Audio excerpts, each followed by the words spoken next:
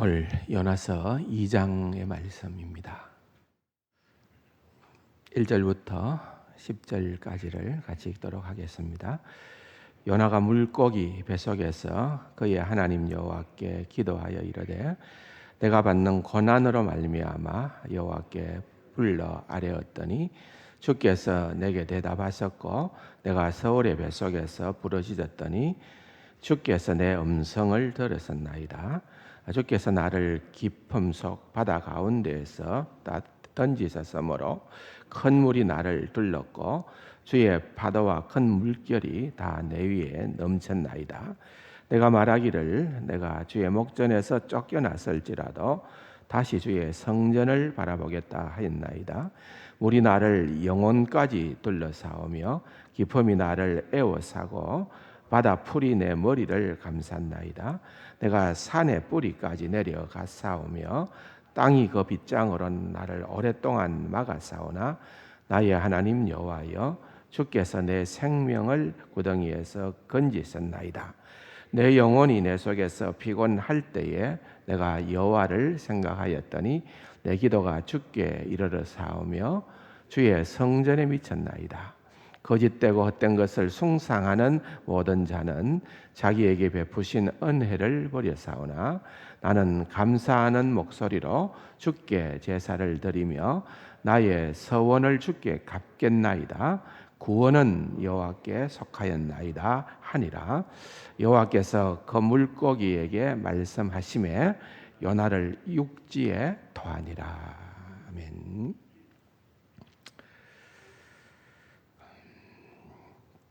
잘 아는 내용입니다. 하나님께서 큰 물고기를 어떻게 했어요? 1장 마지막 절에 보면은 하나님께서 큰 물고기를 어떻게 했다고 나오죠? 예비하사. 하나님께서 큰 물고기를 예비하여서 바다에 던짐을 당하는 요나를 삼키도록 했다. 또 4장에 보면은 하나님께서 요나를 위하여 박능쿨을 식물을 뭐라고요? 예비하사 그랬습니다. 예비한다. 하나님께서 그렇게 정해 놓았다는 거예요. 그것은 요나서에 여러 번 등장하는 아주 중요한 동사입니다. 모든 경우에 이제 하나님께서는 이 모든 역사를 주관하고 계시고 또 지금도 그 모든 것들을 하나님의 뜻대로 이끌어 가신다는 말씀입니다.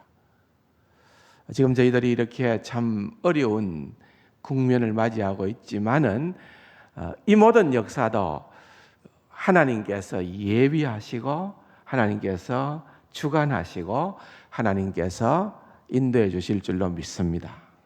그렇게 우리가 소망을 해야 되는 거예요. 왜? 성경에서 우리는 하나님이 그러한 분이심을 가르쳐주고 있기 때문에 그렇습니다. 우리 각자의 지난 날들을 돌아본다고 하면은 정말 우리는 예외 없이 오늘 내가 이 자리에 서게 돼 있는 것은 모든 것이 다 하나님의 은혜라고 고백할 수밖에 없는 자들입니다. 동의하십니까? 하나님의 은혜라는 거죠. 하나님의 은혜밖에는 없었다. 내가 하나님의 은혜 때문에 주님을 알게 되어졌고 내가 주님을 나의 구주로 나의 삶의 진정한 주인으로 믿었고 여전히 내가 이 세상에서 하나님의 백성으로서의 삶을 살아갈 수 있는 이 모든 과정은 하나님의 은혜다. 근데 여러분, 그 하나님의 은혜를 우리가 경험하게 되는 그때는 내 인생의 최고봉에 이르렀을 때에 그렇기 때문에 하나님이 나를 은혜를 베풀어 주셨고 그 하나님의 은혜가 내게 풍성했다가 우리가 자인하고 깨닫게 될까요? 종종은 그럴 수도 있습니다만은 그러나 일반적으로 봐서는 그 하나님의 은혜는 내가 이해할 수 없는, 내가 정말 해석할 수 없는 그러한 인생의 난관 가운데에서 우리는 오히려 하나님의 은혜를 더 깊게 깨닫게 되는 경우들이 많이 있습니다. 그래서 우리는 때로는 그걸 다 이해할 수 없기 때문에, 그러나 눈앞에 닥쳐진 우리의 현실은 정말 어렵고 힘들기 때문에, 정말 내가 고대하거나 상상하지 못했던 그러한 어려움을 내가 만났기 때문에 우리는 그것을 하나님의 잔인한 자비라, 좀 표현이 그렇습니다만은 하나님께서 때로는 그렇게까지 우리를 인도하신다는 겁니다. 가장 대표적인 사례가 바로 오늘 본문에 등장하는 큰 물고기입니다. 우선 물고기는 요나를 삼켜서 그의 생명을 구했기는 했지만은 생각해 보면은 그는 여전히 물속 감옥 가운데 갇혀 있었습니다. 어떠한 도움이나 희망에서 멀리 떨어진, 정말 이 세상에 누구도 알 수 없는 가장 심연 어두운 바다 밑바닥, 요나의 표현으로 할 것 같으면은 6절에 내가 산의 뿌리에 도달했다. 그 바다의 밑바닥은 산, 우리가 높이 바라보는 그 산의 그 밑 깊은 뿌리에 해당되어지는 바로 거기에 내가 가라앉아 있다. 내가 지금 살아있기는 하지만은 얼마나 오래 버틸 수가 있을까? 또 하나님께서 또 다른 구원의 행위를 내게 허락하지 않으신다면은 이 순간은 그의 생명을 일시적으로 잠시 연장한 것에 불과한 그런 형편이었던 것입니다.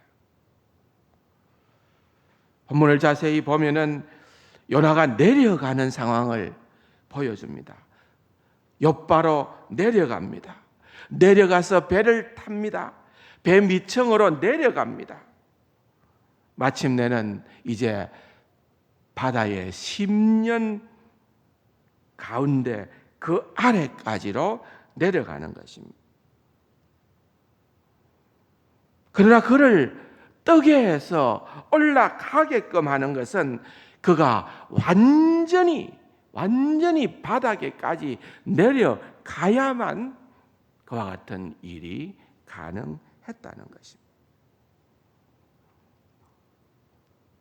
우리는 너무나도 당황스러운 상황들을 오늘 만나고 있습니다. 이것이 바닥인가? 이것이 완전 바닥인가?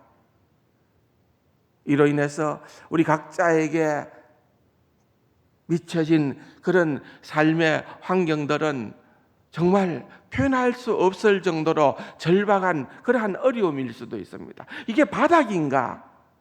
이게 진짜 요나가 지금 물고기 뱃속에 있는 것처럼 최악의 상황인가? 대체적으로 아닐 때가 훨씬 더 많습니다. 여러분 기억해야 되는 것은 하나님의 은혜라고 하는 것은, 이 하나님의 놀라운 은혜라는 것은 우리가 정말 완전 바닥으로 내려갔을 때 비로소 뜰 수 있도록 그 놀라운 은혜의 비밀을 깨달아 알 수 있는 그와 같은 자리에 이르게 된다는 것을 우리는 알아야 되는 것입니다.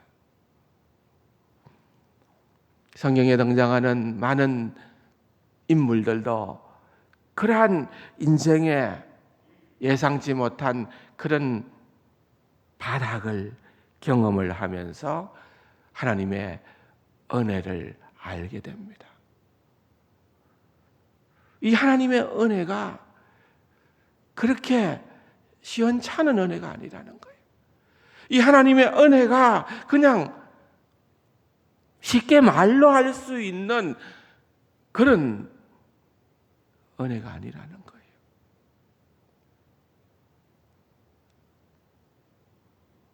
사랑하는 성도 여러분, 한 가지 너무나도 분명한 사실은 우리가 이 하나님의 은혜만 제대로 깨닫고 제대로 알고 그 은혜로부터 비롯되어지는 그러한 믿음을 가지고 살아간다고 하면은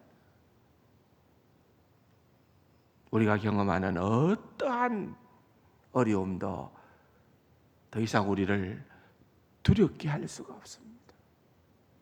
어떠한 죽음의 공포도 우리를 흔들지를 못하는 것입니다.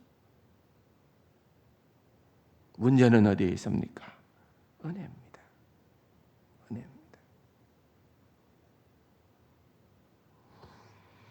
그 진정한 은혜를 제대로 깨달아 알려면은 한계 상황에 가야 된다는 것입니다.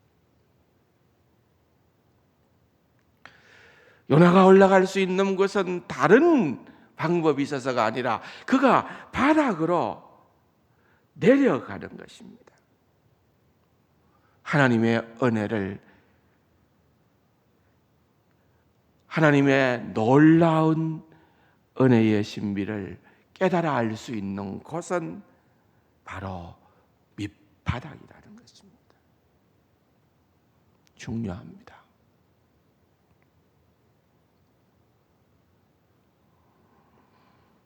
그런데 더 들여다가 보면은 이 요나의 변화의 출발점은 단지 요나가 바닥의 상태에 머문 데만 있었던 것이 아니라 바닥에서 드린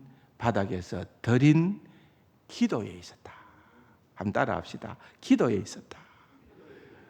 그렇습니다. 바닥에 있으면은 은혜를 경험할 수 있는 환경은 되지만은 그냥 바닥이니까 은혜가 임하는 것은 아닙니다. 바닥에서 우리는 기도해야 된다는 것입니다.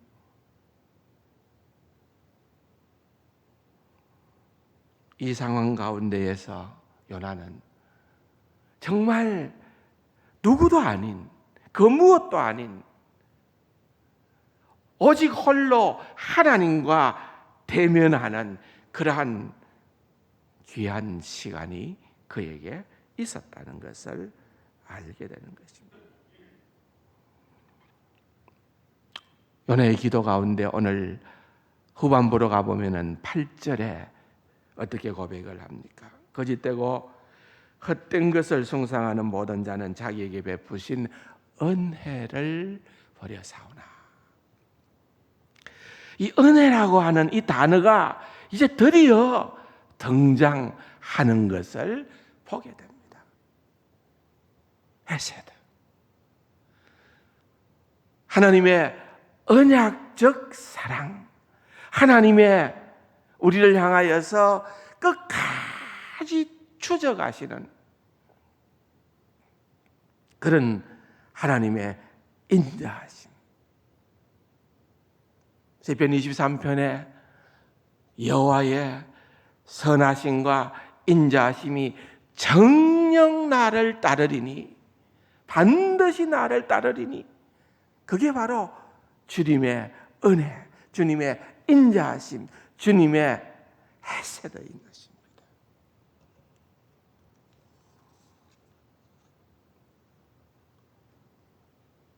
종종 제가 말씀을 드립니다마는 제임스 패커라고 하는 유명한 분이 계십니다. 그분이 선 노인갓, 하나님을 아는 지식이라고 하는 방대한 책이 그분의 최고의 역작으로 알려져 있습니다. 여러분, 좀 굉장히 두꺼운 책이지만은 너무 좋은 책입니다.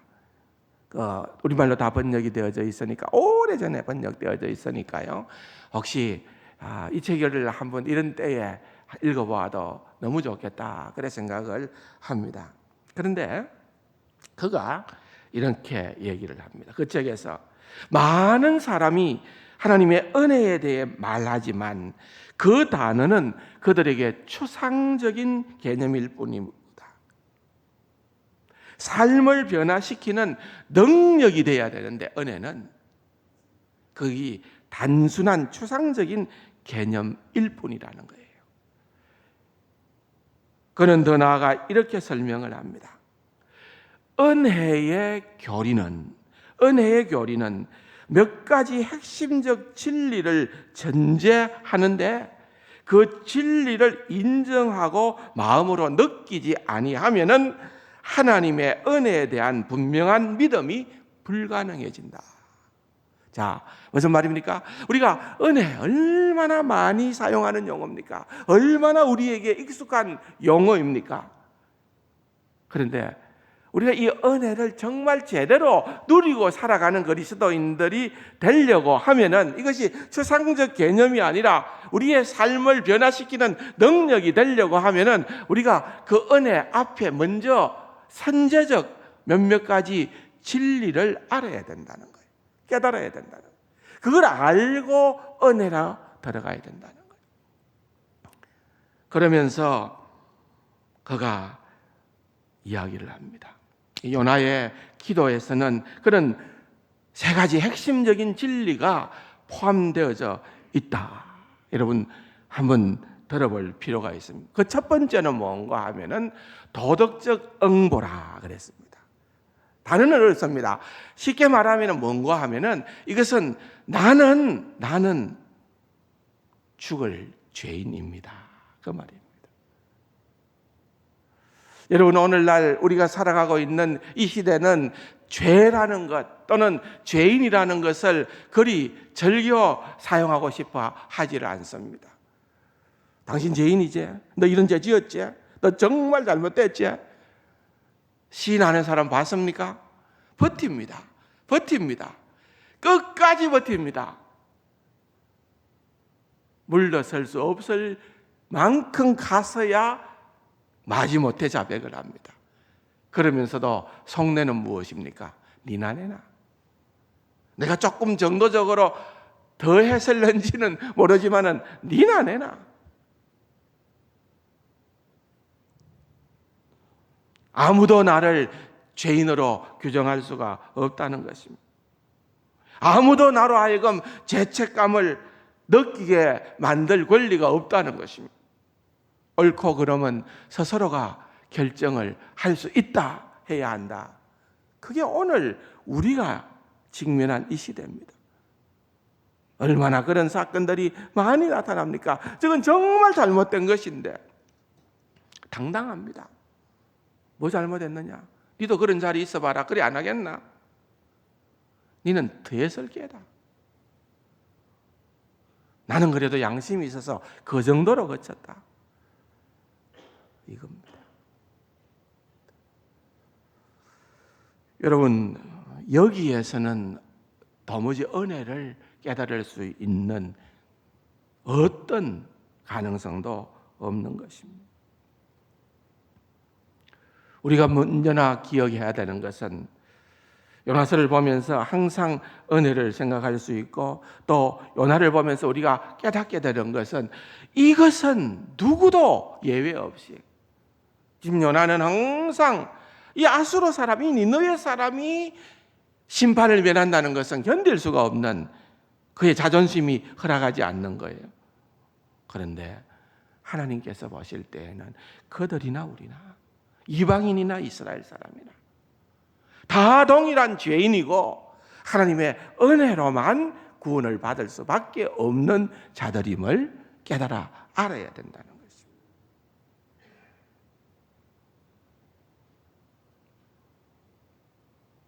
그래서 오늘 3절에 보세요. 주께서 나를 깊은 깊음 속 바다 가운데에 던졌다. 주님께서 나를 지금 이 지경에 이르게끔 하셨다라는 사실을 인정하는 것입니다. 하나님의 정의는 살아있고 그 하나님은 오르시기 때문에 내가 이러한 자리에 이르게 되어졌다. 그렇게 고백하고 있는 것입니다. 나는 죄인이다. 두 번째로 패커가 얘기하는 것은 우리의 영적인 무능력입니다. 우리는 죄를 인정함과 동시에 여러분, 우리 스스로는 누구도 우리를 구원할 수 있는 능력이 없다. 절대로 구원할 수 있는 능력이 없다. 일부는 하나님이 하시고 일부는 내가 할 수 있다. 내가 이렇게 함으로 14만 4천에 들어갈 수 있다. 이 이단이거든, 이단. 사도 바울이 그토록 경계했던 다른 복음입니다. 다른 복음.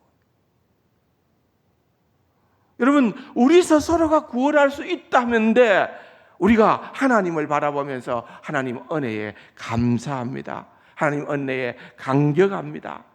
이럴 수 있을까요? 아니라는 거예요. 할 수 없다는 거예요.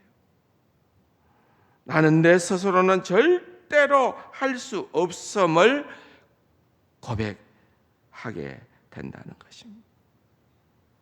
6절을 보십시오. 내가 산의 뿌리까지 내려갔으며 땅이 그 빗장으로 나를 오랫도록 막아 사오나. 땅이 가장 깊은 곳에, 그곳에 있는 지하세계가 빗장을 질려 나를 영원히 가두고 있다는 거예요. 뭘 이야기하는 겁니까? 나는 영적으로 무기력한 자이다. 나는 유죄 선고를 받았고 내 스스로는 이 빚을 갚을 수 있는 능력이 내게는 도무지 없다라고 하는 것을 고백하게 된다는 것입니다. 우리가 잘 아는 찬송가에 보면은 내가 공을 세우나 은혜 갚지 못하네. 쉼 없이 힘쓰고 눈물 근심 많으나 구성 못할 죄인을 예수 홀로 속하네. 여러분, 우리는 가로막혀서 하나님께로 나아갈 수도 없고 우리 스스로는 우리를 구원할 수 있는 그러한 능력이 없음을 인정하게 될 때에 비로소 우리는 은혜의 교리를 깊이 느끼게 된다는 것입니다. 다음 세 번째입니다. 대단히 중요한 것입니다. 이것은 다른 것이 아니라 예수 그리스도께서 감당하신 희생을 이해해야 하는 것입니다. 무슨 말입니까? 하나님께서 베푸시는 구원이 얼마나 값비싼 것인가? 하나님께서 베푸시는 구원이 얼마나 값비싼 것인가를 아는 것입니다.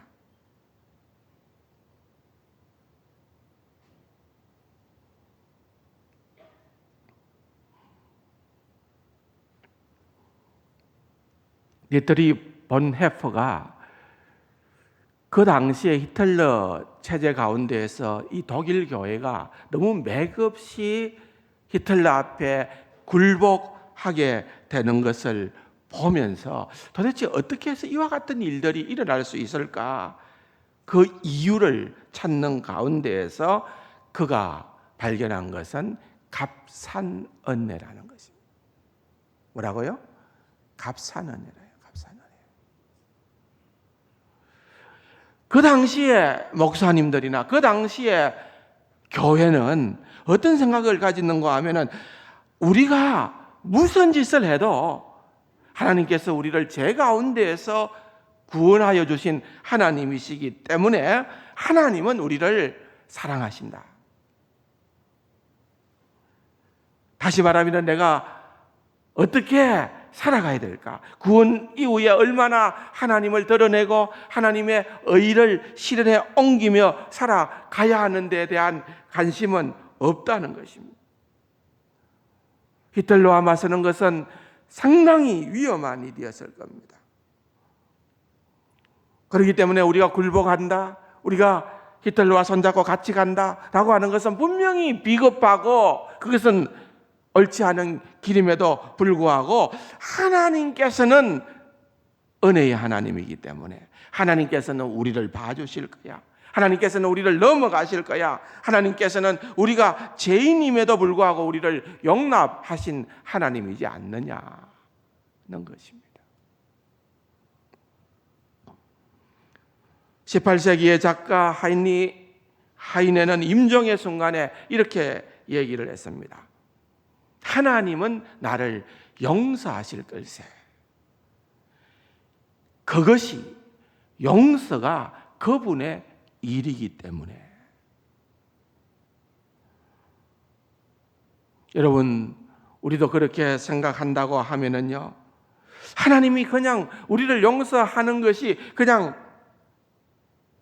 눈 감아주는 것, 한번 어깨를 으쓱 해버리고 넘어간다고 믿는다고 하면은 하나님이 죄를 가벼이 보시고 또 나도 그렇게 죄 짓는 데 대해서 심각성을 가질 이유가 없다는 결론을 가지게 될 것입니다. 과연 그럴까요? 그렇지만 천상에 계신 우리 예수님께서 이 땅에 인간의 몸을 입으시고 죽기까지, 십자가의 대속의 제목으로 죽기까지 우리를 위하여 희생하신 그 값비싼 구원의 대가는 어떻게 설명을 할 수가 있을까요? 결코 그렇지 아니하다는 것입니다. 요나는 기도할 때 그저 하늘만 바라본 것이 아닙니다. 4절에 보면 주의 성전을 바라보았고 7절에 보면 주의 성전에 미쳤다, 이르렀다, 그렇게 두 번씩이나 말을 합니다. 이 말은 의미가 있는 말입니다. 요나는 하나님의 성전의 속죄소에서 하나님께서 우리에게 긍휼을 베풀어 주신다는 것을 알고 있었습니다.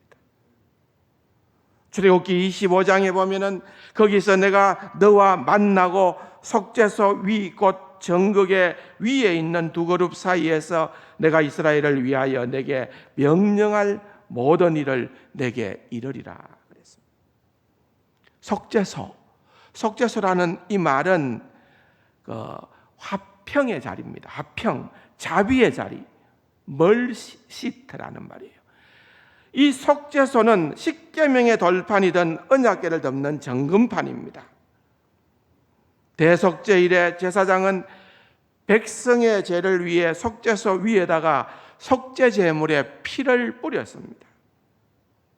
레위기 16장에 보면은 그가 또 수송아지의 피를 가져다가 손가락으로 속죄소 동쪽에 뿌리고 또 손가락을 그 피를 속죄소 앞에 7번 뿌릴 것이며 또 백성들을 위한 속죄제 염소를 잡아 그 피를 가지고 휘장 안에 들어가서 그 수송아지 피로 행함같이 그 피로 행하여 속죄소 위와 속죄소 앞에 뿌릴지니 그랬습니다.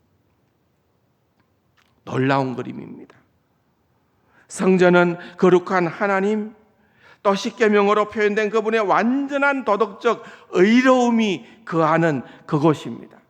어느 누구도 하나님의 절에 나올 때에 우리가 십계명에 대해서 나는 완전한 자다, 나는 완벽한 자다, 그렇게 이야기할 수 있는 사람은 없습니다. 그러나 십계명 위에 있는 속죄소에 뿌려진 속죄 제물의 피가 십계명의 모든 정죄로부터 우리를 지켜주는 것입니다. 다른 누군가의 죽음이, 그 피가 우리의 용서를 보장할 때만 우리는 하나님과 대화를 나눌 수가 있다는 것입니다. 물론 요나나 그 당시에 어떤 이스라엘 백성들도 이 모든 것을 다 이해하지는 못했지만은, 여러분, 예수 그리스도에 대한 이 대속의 죽음에 대한 이 완벽한 그림을 이보다 더 멋있게 상상할 수 있는 것은 없습니다. 성전과 희생제사제도는 우리는 죄인이고 스스로 구원할 수 없고 극도로 값비싼 조치를 통해서만 구원받을 수밖에 없다. 이게 구약의 메시지예요. 이게 유대교 믿음을 가졌던 모든 자들의 확고한 기초 진리였습니다. 그러나 이제 세월이 흐르고 이제는 더 이상 그런 어떤 황소의 피가 아닌, 염소의 피가 아닌 예수 그리스도의 희생제사로만 속죄의 효력이 발휘될 수 있다는 사실을 이제서야 우리는 명확하게 깨닫게 되는 것입니다. 그러므로 여러분, 은혜라고 하는 말을 하기 전에 먼저 기억해야 될 것은 세 가지입니다. 뭡니까? 나는 죄인이요. 나는 죄인이요. 나는 나의 어떤 나의 죄로부터 구원할 수 있는 능력이 있는 자가 아니다. 나는 영적으로 무능한 자다. 그러나 이 나의 영적인 무능함에도 불구하고 하나님은 예수 그리스도로 인하여서 값비싼 대가를 지불함으로 말미암아 나를 구원하셨다. 이 세 가지 사실을 우리가 확실히 알게 될 때에, 확실히 깨닫게 될 때에 우리는 은혜라는 단어가 더 이상 추상적인 단어가 아니라 이 은혜가 우리의 삶을 근본적으로 움직이는 그러한 변화의 동력이 될 수 있다는 사실을 깨닫게 되는 것입니다. 그럴 때에 비로소 우리는 이 은혜를 비로소 깨닫게 되는 그 순간에 우리는 순종의 길을 갈 수 있다는 거예요. 이제는 우리는 하나님께서 예비해 놓으신 그 사명의 길로 갈 수 있게 된다는 것입니다. 요나의 기도에는 어느 정도 이러한 놀라움과 경이감이 암시되어져 있습니다.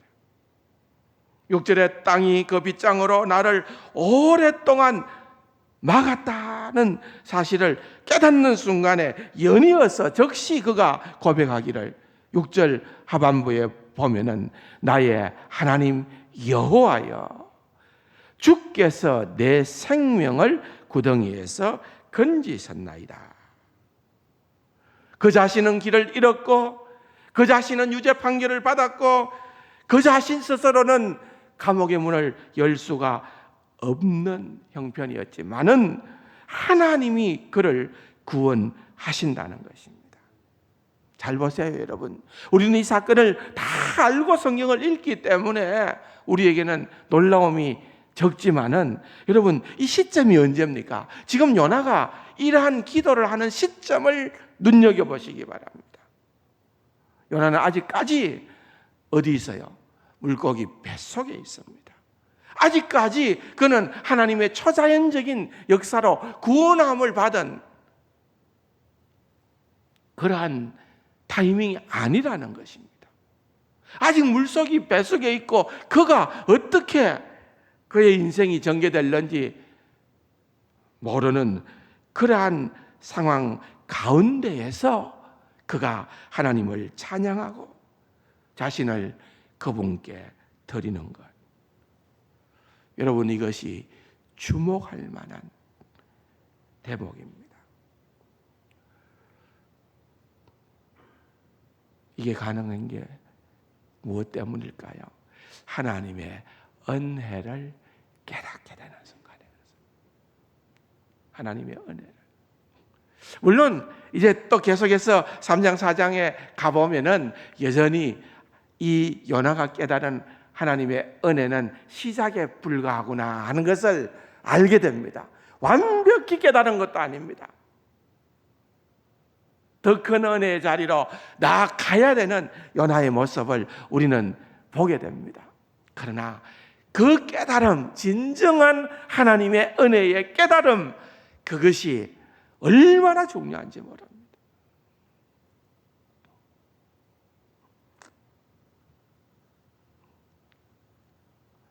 우리 모두가 자신의 죄를 인정하고 하나님 앞에서 그것을 고백하고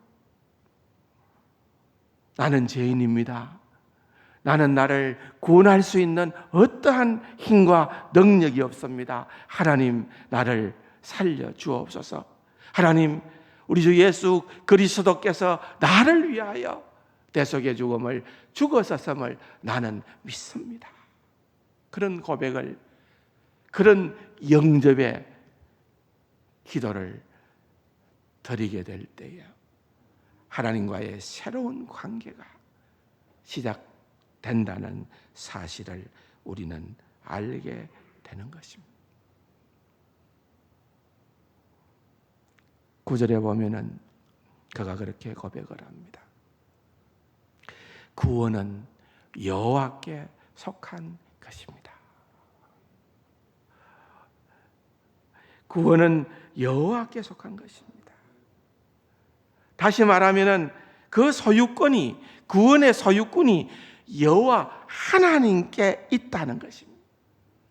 구원은 나도 기여할 수 있고 내가 어떤 역할을 해서 가질 수가 있고, 그것이 아니라 구원은 전적으로 다 하나님의 속한 것이다.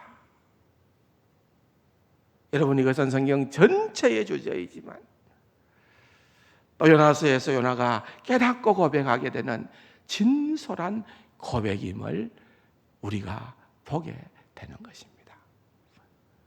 사랑하는 성도 여러분, 아직은 그 은혜가 넘치지는 않습니다. 왜요? 8절에 보면은 거짓되고 헛된 것을 숭상하는 모든 자는 자기에게 베푸신 은혜를 버려사오나. 무슨 말입니까? 우상 숭배를 하는 사람들은 하나님의 은혜를 받지 못한다. 그 하나님의 은혜가 막힌다라고 지적을 합니다. 어떤 사람을 얘기하고 있는 겁니까? 문맥으로 봐서는 지금 주변에 있는 우상 숭배를 하는 이방인들을 얘기하는 것입니다. 아직도 요나는 그의 중심에는 이방인과 내가, 이스라엘인과 또는 다른 나라 사람은 확연히 다르다라고 하는 그러한 전제를 결코 무너뜨리지 못하고 있는 것입니다. 돌파구를 찾기는 했지만은 생각만큼 은혜를 깊이 파악한 것은 아닙니다. 여전히 그에게는 우월한 독선이 남아있고, 그로 인해 그가 볼 때에 열등한 백성들에게 은혜를 베푸시는 하나님을 향하여 원망하고 분통을 터뜨리는 그러한 마음도 있습니다. 그러나 여러분, 이제 하나님은 그럼에도 불구하고 참으십니다. 그럼에도 불구하고 우리를 향하여도 참으십니다. 우리가 은혜를 깨닫게 될 때에 그것이 아주 작은 거라지만은 그 은혜의 자리에 점점 들어가기를 원하고 있기 때문에, 사랑하는 성도 여러분, 하나님은 자비로우신 하나님이십니다. 하나님은 한량없이 은혜로우신 하나님이십니다. 이것을 깊이 깨닫고 나아갈 때에 우리의 삶의 목표가 보입니다. 우리의 삶의 사명이 보입니다. 우리의 삶에 하나님의 길이 보이게 됨을 믿으시기 바랍니다. 좋으신 아버지 하나님, 은혜를 깨닫는 우리 세상 가족들 되게 하여 주옵소서. 은혜를 깨닫고 순복하여 하나님의 길을 향하여 나아가는 자들 되게 하여 주옵소서. 예수님의 이름으로 감사기도 드립니다. 아멘.